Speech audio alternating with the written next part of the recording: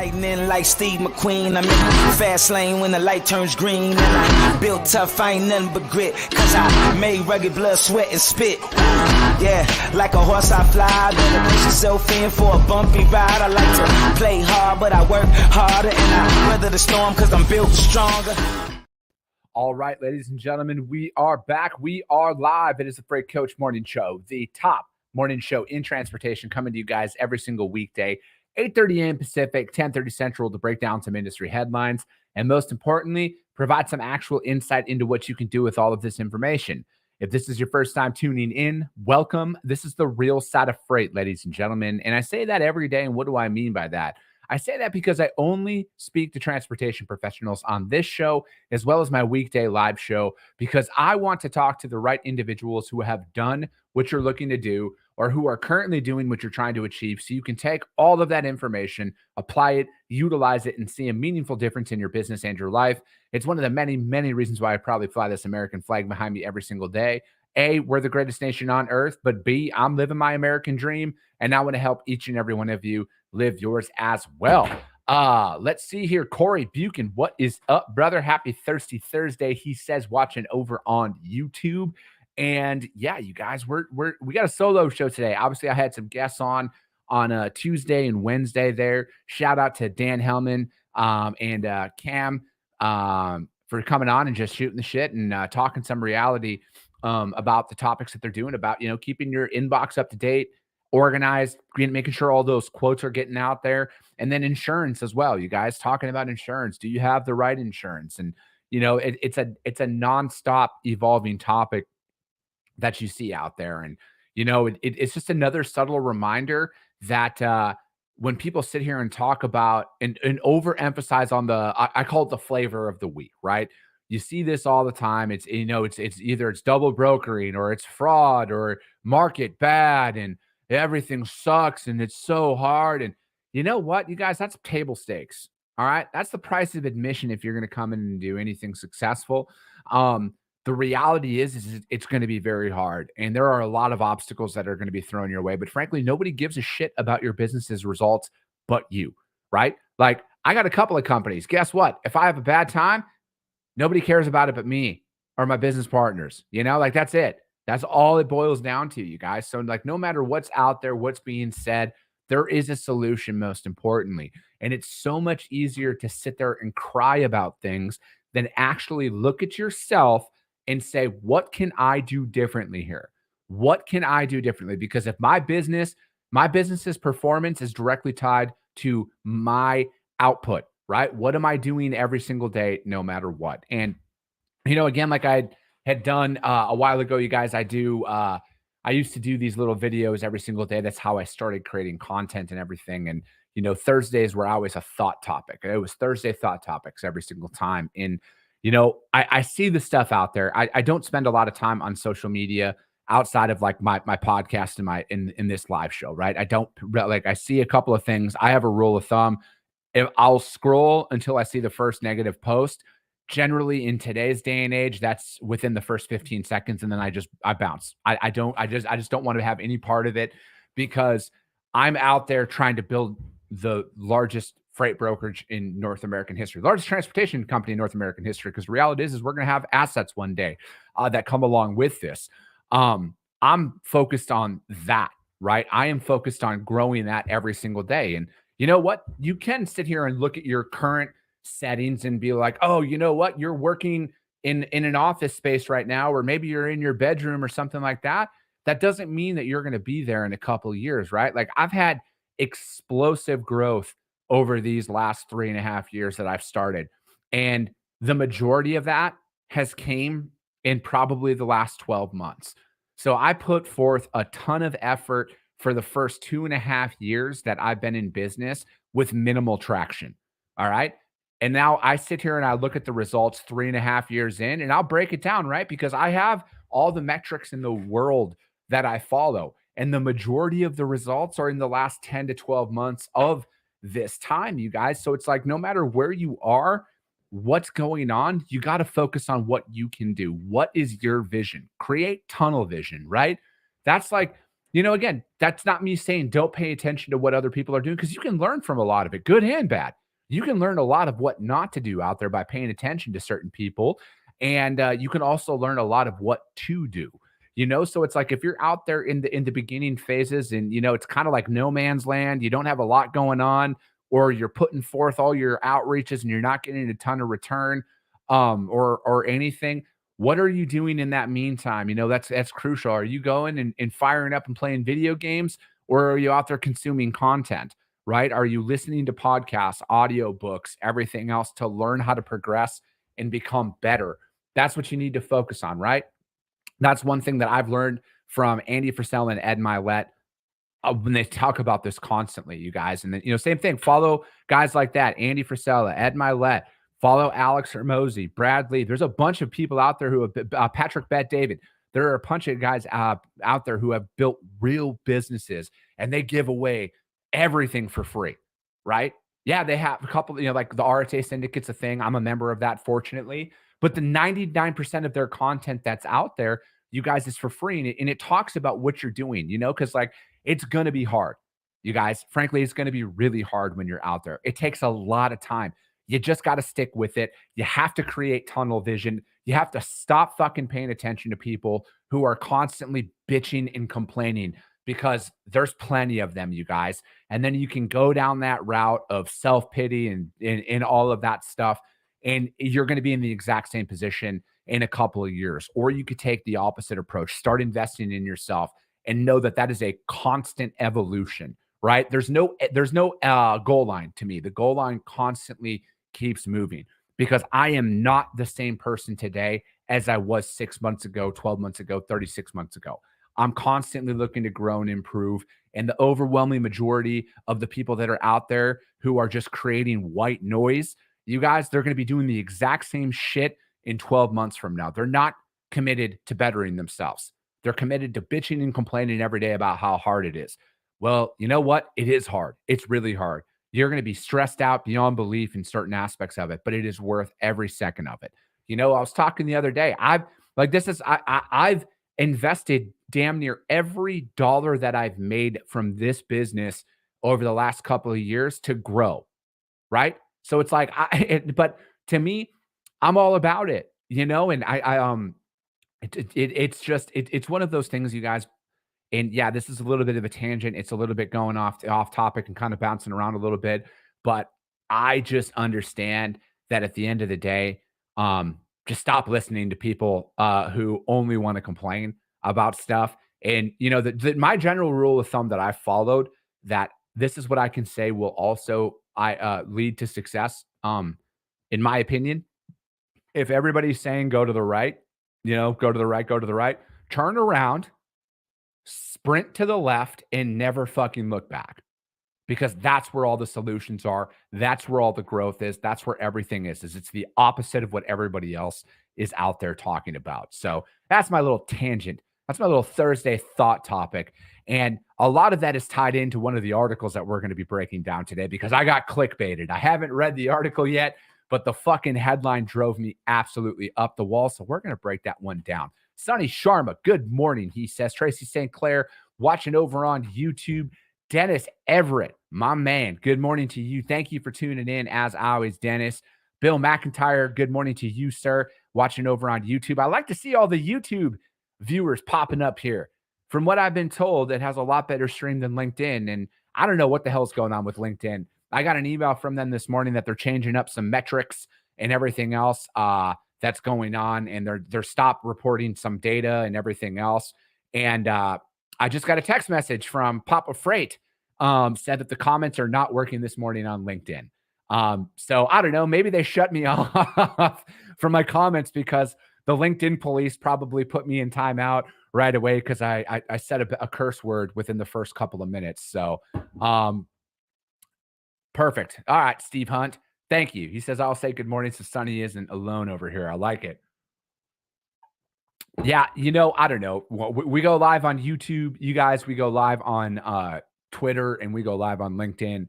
And if LinkedIn is going to continue to have problems, well, look at other things, you guys. You never know. It's a blank slate over here. All right, let's break down some articles here. Let's start talking some crap. or truth, one of the two. Let me see here. All right, you guys, we have first article, freight waves. Ramp in transportation capacity slows in October, report says. As always, you guys, the links to the articles are up on YouTube and the audio only replay on iTunes and Spotify almost immediately after the show. Transportation metrics were less bad in October, according to a survey of supply chain executives. Less bad. That's God.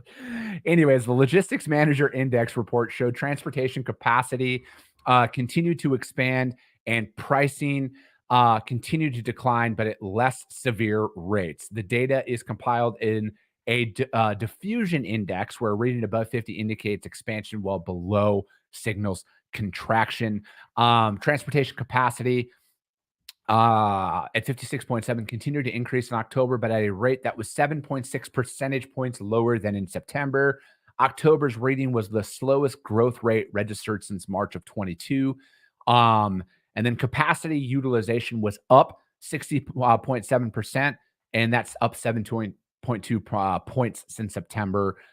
Transportation prices at 44.4 declined for a 16th straight month, but the October level was nearly 1 point higher than the prior month. And the freight recession is by no means over, the report said. But with all three of our transportation metrics hitting their most encouraging readings over a year, we may be taking steps in the right direction, something our respondents seem to reaffirm in the futures predictions. When asked to forecast conditions 1 year out, respondents returned on an inverted outlook. Future transportation capacity had a rating of 47.8.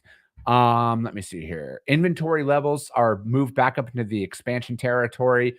Whether increased inventories are temporary burst or of seasonal expansion or the sign of a larger move backwards, stronger economic growth remains to be seen.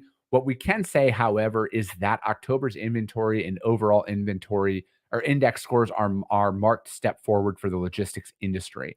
There's a lot of information in here that, just to kind of, I don't know, the first line got me that transportation metrics were less bad in October. Again, you guys, this kind of just ties into a lot of what we've talked about on the show and what we continue to talk about as well. For me, as always, a lot of the macroeconomic indicators in the market, like I've said in the past, really only affect the publicly traded companies that are out there. They really do. Because from my perspective, I'm not saying that it doesn't affect our businesses, that it doesn't slow, that we don't see this slow and everything, but a lot of our stuff, a lot of us are in build mode, right? A lot of us are out there working through finding new customers in a business development phase.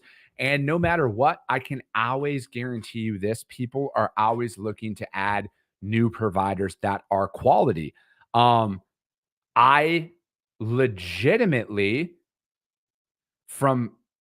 interviewed a shipper yesterday for my podcast, which you guys all love those interviews. That interview will probably be out in a couple of weeks here. But guess what they reconfirmed? They're one of the largest shippers in a certain segment, because I'm not going to give away any details. And they said it like this: we're always looking to add quality. We don't need to add subpar service providers anymore. We don't need to just set people up for the sake of setting them up because there's so much uncertainty out there. So again, rest assured, if you're quality, if you're good, you are going to legitimately be just fine.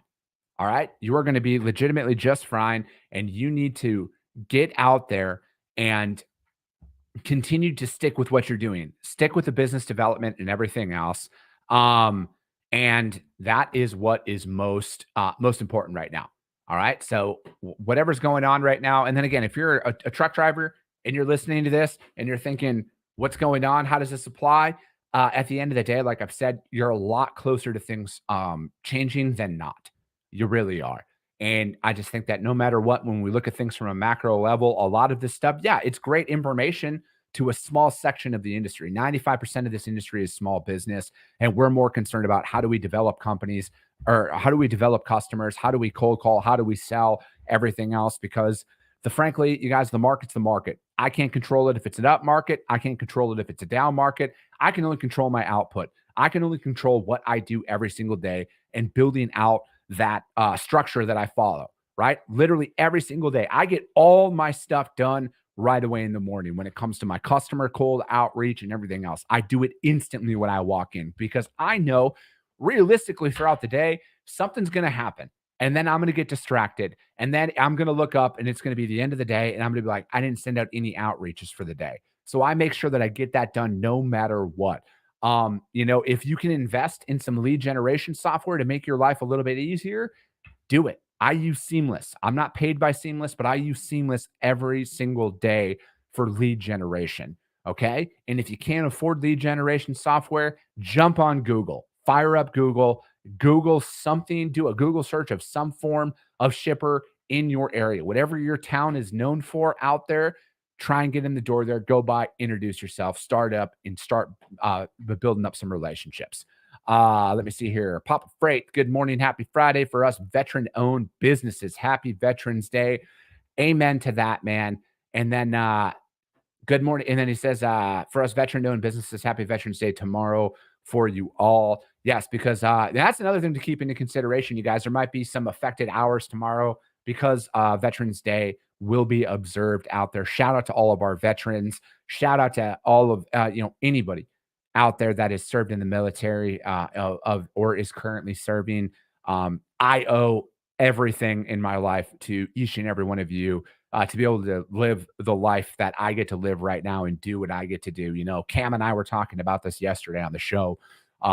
Because pretty much damn near everybody in my family served in the military up until my generation. And like they had all said, we did it so we could finally reach a point where you guys didn't have to. And that's why I speak my mind so freely on everything, you guys. That's why I keep it going, because I'm gonna continue to exercise my rights for what people fought for and paid the ultimate sacrifice for. Because that's what I believe in. All right, on to the next article here. This one's from JOC.com. U.S. truckload shippers urged to launch bids now to get the best 2024 rates. If you're going to do your bid and you're going to do it early, hit up my friends over at LoadSmart. All right. Hit them up right now. Digital everything. We get through. I've used them. Then that's what's great about all of my advertisers, you guys. I use all of their services, and from my perspective, that's where you got to go. You got to digitize that stuff. Anyways, truckload freight brokers that anticipate higher rates next spring are urging shippers to lock in contractual rates in the first quarter because they might be the lowest rates of the year. But other brokers and shippers aren't clear about when rates may rise and by how much. Carriers and brokers might also have to reset rates at some point in 2024, even for the long-term strategic customers. Drew Herpich, he's the Chief Commercial Officer for Nolan Transportation Group, said he's had conversations with several large shippers about 2024 bids, and he's telling them, if you're going to procure now and go live in the first quarter, because if not, by March, we're going to see pricing gradually move up. He also said that he's seen different posture from long-term shippers. We've asked shippers in recent weeks, do you want us to quote cheaper now and have a conversation come next June? The shippers have all said yes, and we'll adjust with you in June if necessary. I think shippers are smart enough to get lower rates in the first part of 2024 and then accept a rate increase in the back. And it goes on to say shippers won't necessarily rely much on annual contracts. And then it goes on to say, I don't think truck rates are ever locked in, one shipper told the JOC. We're going to work the spot market more than we typically do. And with some observers, and some of the sorry, guys, I went to public school. And some observers don't think the rebound, whenever it comes, will be as sudden or sharp. We think that it will be a longer, gradual recovery with some seasonality thrown in, said Justin Mays of Transfix. I would agree with that. I think it's going to be a slow, gradual rise. I don't think that there's going to be a sharp increase in anything. I think it is going to go back to being a very prototypical and predictable freight market. If you haven't been in the industry pre-2021, that will sound like a complete fucking foreign language to you. But the reality is, contrary to what a lot of people out there are saying, the freight market is extremely predictable. If you actually study freight lanes out there and don't just quote on, oh, this driver told me this because they were empty right now, you will see there is not that drastic of a rise or a fall over a 90-day cycle if there is consistency. All right. Now, is the conversation different if there's a one-off lane? Of course it's different. But we're not talking about that. We're talking about reading freight markets, okay? They're not as fucking like drastic as people want to say. They're really not. You can read it. And again, you guys, I can barely add, but if I can read a freight market, fucking you guys can too. Anyways, back to what we were talking about here. For now, rates aren't moving much, fluctuating within a 4-cent window since May. So if you do the math, rates aren't fluctuating much, 4 cents since May. So if we're talking about a couple thousand miles, we're talking about like $5, all right, at the end of the day. So tell me it's not predictable. Anyways, back to what I was saying. The weighted truckload spot rate in October was $227 per mile on lanes greater than 250 miles. However, that is not far from the low point this May when it was a weighted average of 223. All signs point to California as being a dumpster fire. I added that last part in there. Import volumes will definitely be a factor in a rebound of rates. An uptick in West Coast share of Asian imports has already translated into heightened demand out there. At the same time, international intermodal volumes originating in the West Coast rose 10% over the month since September, far better than the 3.8% decline that was out there. Large carriers such as Hub Group, JB Hunt, and Schneider have discussed on earnings calls about how port volumes feed into warehouses, which turn into loads for their trucking and intermodal businesses days or weeks later. Oh my gosh. All right. So great article. I love Ari Ash. He's a phenomenal journalist. He was the one who wrote this one from the JOC. But yes, you guys, that is how imports work, as those high-paid executives at very large companies said.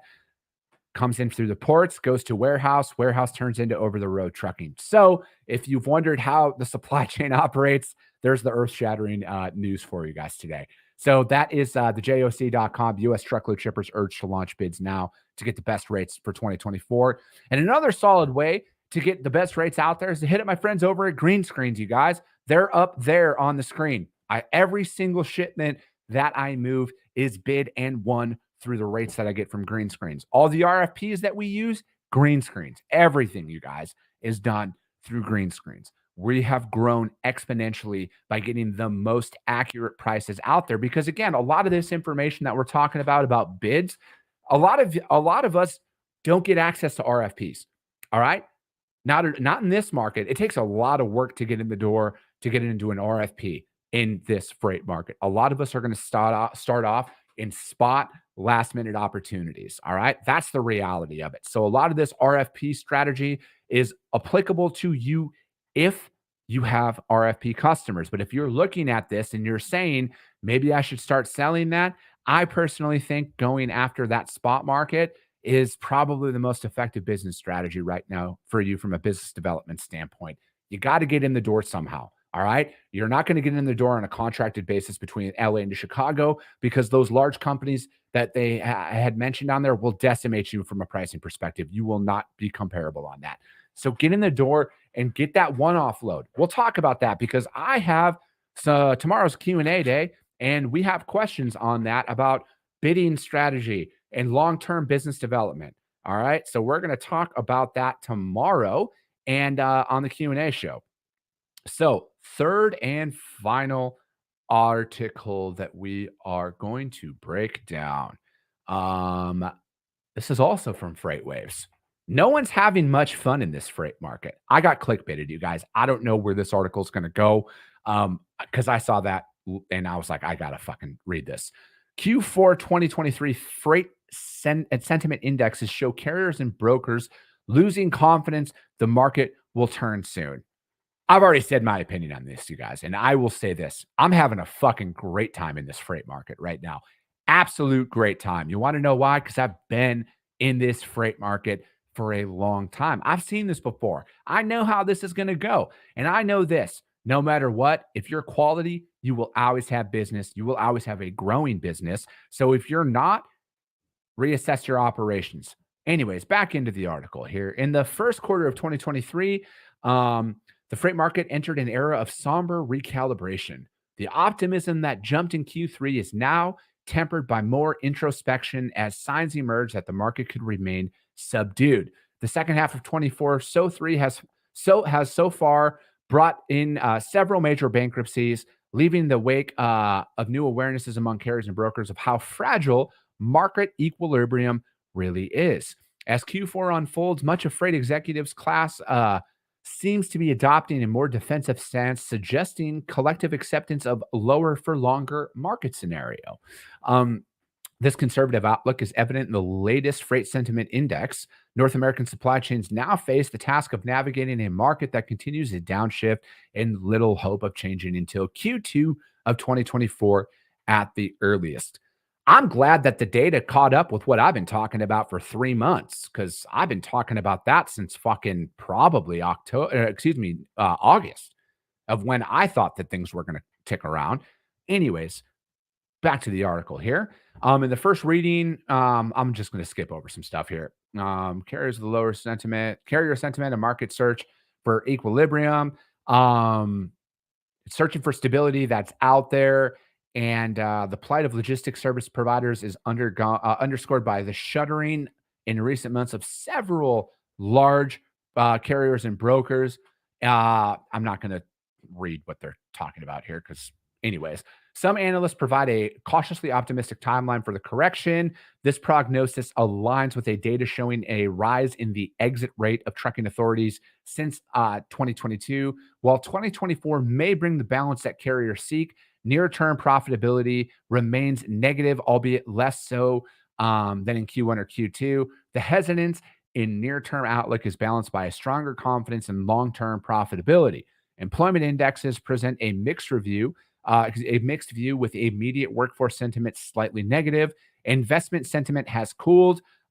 These indexes collectively narrate a tale of sector and those of recalibration. Brokers navigating a narrowing path. Brokers and 3PLs are confronting a pronounced shift in sentiment as they close out Q4 of 23. This downturn is reflective of a broader constriction in the freight market. Despite this dip, year-over-year sentiment comparisons reveal a sector potentially more buffered against the storm than asset-based carriers. The nimble nature of brokers may afford some agility to pivot. Let me see here. Okay, we're not going to even read that because I don't think it was stunning. The sentiment is reinforced by a broader financial caution in the logistics space. A notable slowdown in M&A signals a collective pause among investors. Then within the contraction lies a fork in the path for brokers. On one side, a landscape rife with challenges like diminishing freight volume, intensified competition, and on the other, opportunities emerging from market consolidation. Let me see here. I personally think, all right, I'm gonna keep it like it is, you guys, like I always do. It's always going to be competitive. Hate to break it to you guys. It's always going to be challenging. In the way that the macro economy is working right now, yes, it is a lot harder to get money. If you're looking to raise capital, get financing, anything else, you got to be an actual company. Okay. I think we're going to go back to those days where napkin ideas will no longer work to raise $10 million. You're going to have actually a provable P&L. All right. And for those of you who are like, what is a P&L? It's called profit and loss. Emphasis on the profit, though, if you probably want to get funding. Again, I'm not an investor. I'm not a VC, but I would just beg to assume that they're only going to invest in profitable companies, probably here for the foreseeable future. I personally think, though, you guys, that whomever wrote this article probably hasn't seen a freight market before. I don't know this individual. I'm not saying that the information that they wrote about is invalid, but I think at the end of the day, there is a way for you to win in any freight market. All right. It is always going to be competitive, but the sharks that I know in this industry, the absolute fucking savages who I associate with in this industry, are loving it out there right now. absolutely loving it. They're growing. They're having a great time out there. So pay attention to what you want. If you focus on you improving, putting a better product out there to your customers that make them want to come back and work with you repeatedly, that's where you got to start, you guys. That's going to be it for today. That was a quick 30 minutes. We will be back tomorrow, though. Okay, we got Q&A day. You guys know how that works. If you guys have any sales or operations related questions, drop them in the chat, DM them over to me. I'll answer them live on the show. I got a couple of DMs already, so I'll start off the show with that. As always, if you guys got value in what you heard, subscribe to the show. Share it out there to your network, you guys, because if you see value, your network's going to see value as well. I appreciate you guys. I love you guys, and we'll be talking to you soon.